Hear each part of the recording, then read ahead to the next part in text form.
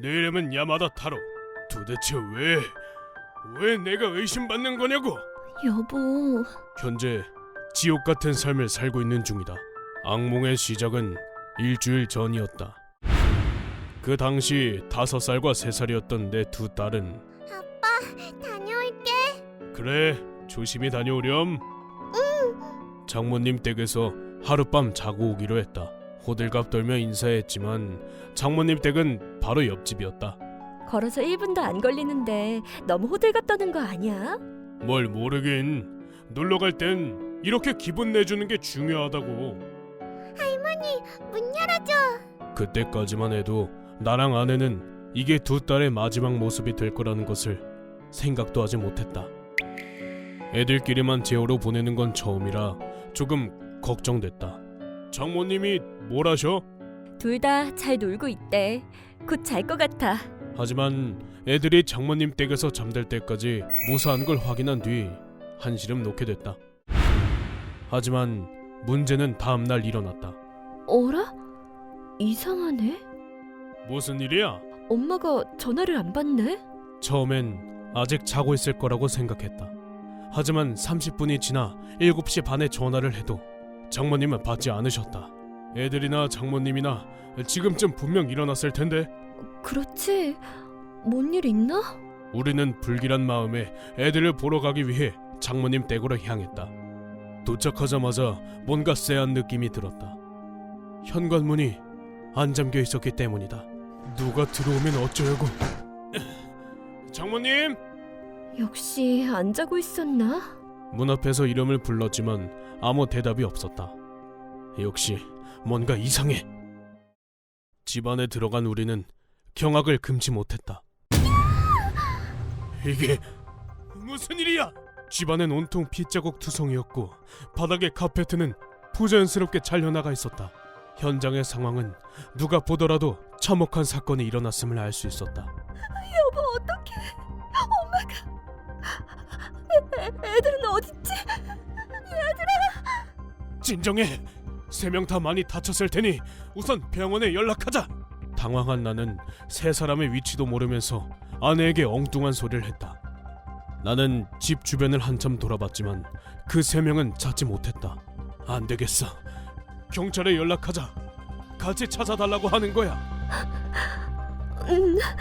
우리는 사건 현장을 발견한 지 1시간이 지나서 경찰에 연락했다.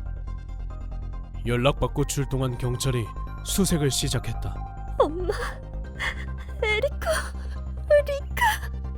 3명 다 괜찮을 거야. 걱정하지 마. 우리 부부는 최악의 상황이 오지 않길 바라며 간절히 기도했다. 하지만 사건의 소식을 접하고 몰려든 대중매체가 개입한 이후로 상황은 이상하게 돌아가기 시작했다. 아버님, 지금 기분이 어떠십니까? 3명 다 분명히 무사할 겁니다. 사람만 있길 바랄 뿐입니다. 나는 대중매체를 적극적으로 이용하여 3사람이 어디 있는지 알아내려고 했다. 하지만 상황은 내 생각대로 흘러가지 않았다. 야마다, TV에서 다들 범인이 너라고 하는데? 뭐라고? 설마 하는 마음으로 집에서 TV를 켰다. 가족들이 없어지고 집이 빗자국 투성이랬는데 왜 바로 경찰에 연락하지 않았을까요? 말도 안 돼. 일본에서 가장 유명한 사회자가 방송에서 우리를 의심하고 있었다. 이 방송을 계기로 신문이나 잡지에서 나를 의심하기 시작했다. 사실 따님들이 어디 있는지 알고 계신 거 아닙니까? 이봐! 말도 안 되는 소리 하지 마! 얼마나 필사적으로 찾아다니고 있는지도 모르면서 함부로 말하지 말란 말이야! 기자들이 함부로 내뱉는 말에 거칠게 답하는 일이 잦아졌다. 큰 덩치에 강한 인성의 대머리. 사람들이 나를 의심하는 이유 중엔 분명 내 겉모습도 있을 것이다. 진정. 여보... 대중매체에서는 나를 용의자로 지목하는 편이 여러 가지로 이목을 끌기 좋을 테니까 말이다. 애들이 걱정돼서 밤에 잠도 못 자는 와중에 이런 처사는 견디기 너무 힘들었다. 다 내려놓고 편해지고 싶다는 생각이 머릿속을 지배하기 시작했다. 아내는 밧줄을 들고 천정을 응시하는 나를 몇 번이나 말렸다. 안 돼, 여보. 정신 차려. 아, 미안. 솔직히 이때 나는 몸도 마음도 한계에 다다랐다. 그러던 중 사건은 생각지도 못한 방향으로 흘러갔다. 경찰이 유력한 용의자를 체포한 것이었다. 용의자로 체포된 자는 고노 도시유키, 피해자의 시동생입니다. 삼촌이 범인이라고요? 범인이 친척이었다는 사실에 아내는 그만 충격으로 쓰러져 버렸다. 경찰에 체포된 처석부는 모든 걸 단념했다고 한다. 장모님과 애들을 살해하고 유기한 것도 바로 자백했다고 한다. 피해자와 돈 문제로 다툰 것이 범행 동기라고 하더군요. 따님들은 입막음을 위해 살해된 것으로 추정됩니다. 내 딸들은 그저 아무 상관없는 일에 휘말려 목숨을 잃은 것이었다.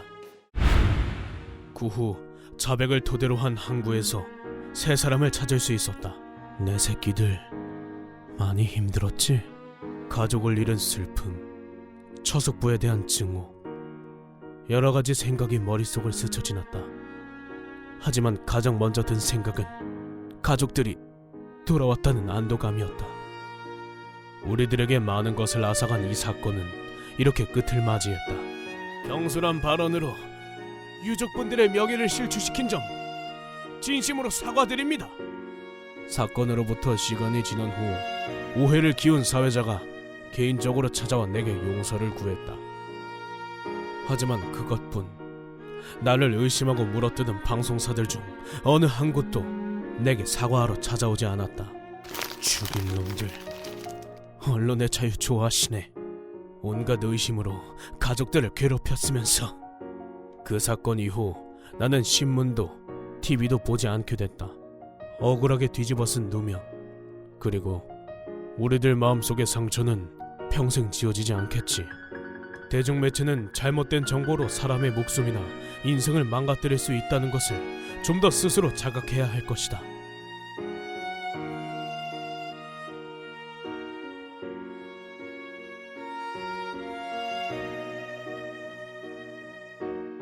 휴먼버그 대학교에서는 인간이 버그를 일으켜버린 순간의 사건들을 여러분들에게 소개하고 있습니다. 예전 영상들도 꼭 한번 보시길.